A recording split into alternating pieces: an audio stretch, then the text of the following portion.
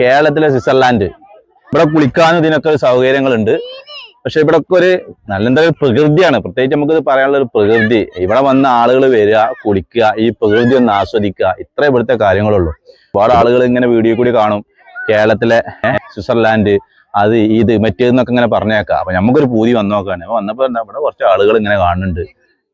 ഈ മഴക്കാലല്ല, മഴക്കാലത്താണ് കുറച്ചും കൂടെ ഭംഗി ഇവിടെ തോന്നിക്കാൻ തോന്നുന്നു കേട്ടോ. കുളിക്കാൻ പറ്റിയൊരു ഏരിയ എന്ന് പ്രത്യേകിച്ച് പറയാം. കുഞ്ഞുങ്ങൾ ഈ ടൈമിൽ മഴക്കാലത്തൊന്നും അല്ലാതേക്ക് ഇറക്കൂലാന്ന് തോന്നുന്നു ഒഴുക്കുണ്ടാവുമ്പോൾ. അപ്പോൾ നിങ്ങൾക്ക് വീഡിയോ ഇഷ്ടപ്പെട്ടാൽ എല്ലാവർക്കും നമ്മൾ വന്ന് നോക്കിയാൽ ഒരുപാട് വീഡിയോ കൂടി കാണാൻ ഇവിടെ പോയി കാണണം. അങ്ങനത്തെ സ്ഥലമാണ്, അതാണ് അത് ഓരോരുത്തർക്കും ഓരോരതാണ്. അപ്പൊ ഇത് ഈ ഇവിടുന്ന് കാണുന്ന ഈ സ്ഥലങ്ങൾ എന്താ പറയാ, ഇങ്ങനെ കാണുന്ന ഒരുപാട് ആളുകൾ വരുന്നുണ്ട്, ടൂറിസ്റ്റ് വരുന്നുണ്ട്. നമ്മളെ കേരളത്തിലെ സ്വിറ്റ്സർലാൻഡ് ആണെന്നാ പറഞ്ഞു കേൾക്കുന്നത്. എന്തായാലും സൂപ്പറാണ്, കുഴപ്പമൊന്നുമില്ല. ചെറിയ കുഞ്ഞുങ്ങളൊക്കെ കൊടുത്തിട്ട് ഇങ്ങനെ കാണിച്ചു കൊടുക്കാൻ പറ്റും. പക്ഷെ പ്രത്യേകിച്ച് നമുക്ക് മഴക്കാലത്താണ് ഇവിടെ കാണാൻ നല്ല ഭംഗി ഉണ്ടാകുക.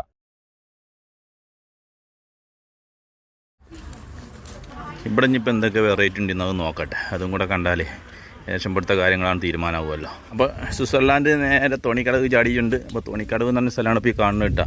ഇവിടെ എന്താണ് ഈ തോണിക്കടവ് ഇതാ ഇതിൻ്റെ മുകളിൽ ഉണ്ട് കയറിയിട്ട് ആ കാണുന്ന സാധനം ഉണ്ടല്ലോ, അതിൻ്റെ മുകളിൽ പോയി ചുറ്റുഭാഗത്തേക്കും ആ സ്ഥലത്ത് അതിൻ്റെ വ്യൂ പോയിൻ്റ് നമുക്ക് കാണാൻ പറ്റും. അതാണ് ഇതിൻ്റെ ഇവിടെ ഉള്ളൊരു പ്രത്യേകത. അപ്പോൾ നമ്മൾ സ്വിറ്റ്സർലാൻഡിൽ നിന്ന് ഇവിടെ എത്തി, തോണിക്കടവ് എത്തി.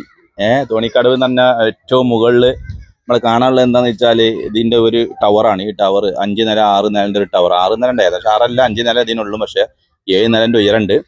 ആ ടവറിൻ്റെ ചുറ്റുഭാഗം നമ്മളിങ്ങനെ കാണാൻ പറ്റും. ഇവിടുത്തെ കാഴ്ചകൾ കാണാൻ പറ്റുന്ന ഒരു സ്ഥലമാണ്. അല്ല വേറെ ഇവിടെ പ്രത്യേകിച്ചൊന്നുമില്ല. തോണിക്കടവ് എന്നാണ് പറയല്. ടിക്കറ്റിന് എത്ര ഒരാൾക്ക് 30 ഉറുപ്പ്യ വെച്ചിട്ട് കൊണ്ട് കയറുക. അവിടെ താഴെ കാണുന്നതൊക്കെ നമ്മളിവിടുന്ന് കയറി പോകുന്നതാണ്. അവിടുന്ന് നമ്മൾ അങ്ങനെ ആ കാണുന്ന ആ ഭാഗത്തേക്കാണ് സ്വിറ്റ്സർലാൻഡ് എന്ന് പറഞ്ഞാൽ നമ്മൾ അവിടുന്ന് നേരത്തെ കണ്ട ആ സ്ഥലം. അപ്പോൾ ഇതിവിടെ പ്രത്യേക ഇങ്ങനെ കാണാനുള്ളൊരു ഭംഗി. ഈ സ്ഥലങ്ങൾ ഇങ്ങനെ ആ കാടും ചുറ്റുഭാഗം ഇങ്ങനെ പുഴകളും ഒക്കെ ഇങ്ങനെ ഒഴുകുന്ന സ്ഥലങ്ങൾ ഇതിൻ്റെ മുകളിൽ പോയി കയറി കഴിഞ്ഞാൽ കാണാൻ അത്ര മാത്രമേ ഉള്ളൂ. ഇവിടെ പ്രത്യേകമായിട്ടില്ല, എന്നാലും കുഴപ്പമൊന്നുമില്ല, നല്ല സ്ഥലം തന്നെ. പല ആളുകളൊക്കെ പറഞ്ഞ് നമ്മളെ സ്വിറ്റ്സർലാൻഡിൽ പോയാൽ മാതിരിയാണ് സ്ഥലത്ത് വന്നാൽ. അപ്പോൾ കേരളത്തിൻ്റെ ചെറിയൊരു സ്വിറ്റ്സർലാൻഡ് തന്നെ.